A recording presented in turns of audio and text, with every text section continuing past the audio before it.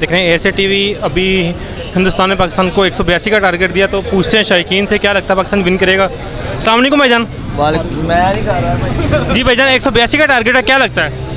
जी उम्मीद तो है इंशाल्लाह ताला हमारी टीम इस दफ़ा परफॉर्मेंस अच्छी करेगी, बाकी अल्लाह बेहतर करेगा इंशाल्लाह ताला।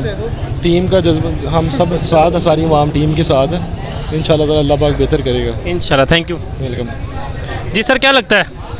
चेजेबल स्कोर है, जो कंडीशन है पाकिस्तान की। पाकिस्तान ने लास्ट मैच में भी बहुत अच्छा वैसे खेला है और उम्मीद है कि ये चेज़ करेंगे। क्या मुश्किल होगी या आसानी से बाबर का बल्ला चलेगा या नहीं?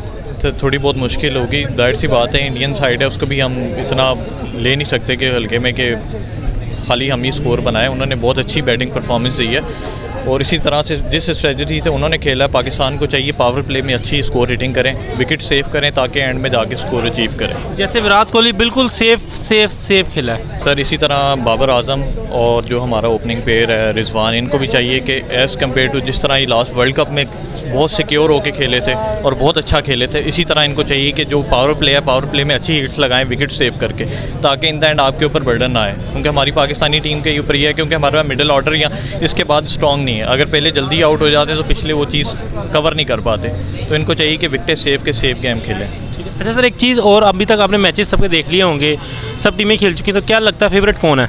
सर देखें, बीइंग अ पाकिस्तानी हम तो हमेशा ये कहेंगे कि पाकिस्तान फेवरेट है और इंशाल्लाह उम्मीद भी है कि पाकिस्तान जीतेगा। ठीक है, पाकिस्तान जिंदाबाद जिंदाबाद। Thank you. बोलोगे?